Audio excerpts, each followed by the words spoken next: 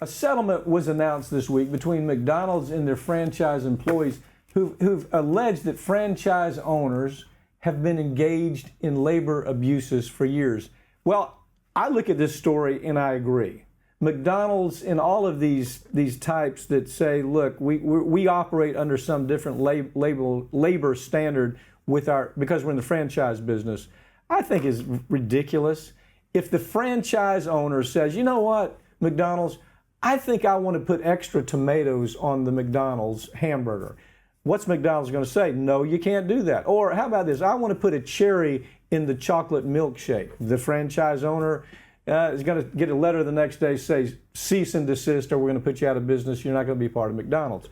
That's kind of the way I see this case. What's your take? It's even worse than that, because the McDonald's, you can say, well, they can't mess with a hamburger, right? I mean, if you go into McDonald's, you want the same hamburger. Yeah. McDonald's tells them what soap to use in the bathrooms, what kind of bleach to use. I mean, everything. McDonald's controls everything, and then to say, oh, but not on the joint employee. That's okay. That's all the franchise. That's ridiculous. Right. That's the government creating a loophole for us. How did it started up with somebody you had a group.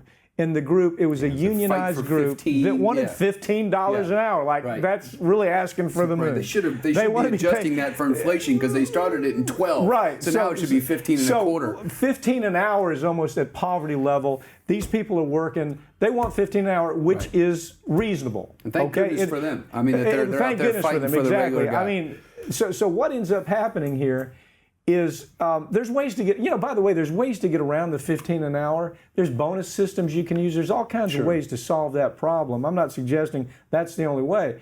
But in this particular situation, you have this effort by a labor organization that says the employees at these franchises have a right to demonstrate and protest and say, we think we're entitled to $15 an hour.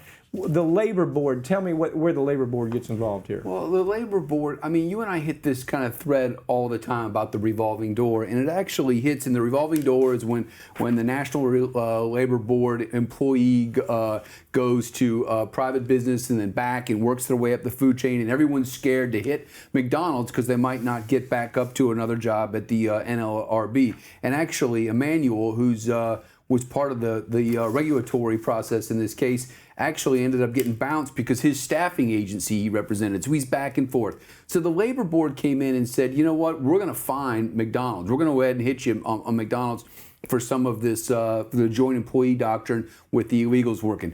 And it ends up that they settle the case before it goes in front of the NLRB, and the NLRB really doesn't do anything at the end of the day. Well, what you have now, you have a labor board that is squarely controlled with a Republican majority. Right. Okay. Big business. Yeah, and as you pointed, Trump appoints his pal to be on the labor board, and come to find out, this pal of his has a clear conflict of interest because he was a former lawyer with a firm that represented some of the staffing agencies that have been fighting $15. And they have an interest in what the outcome is.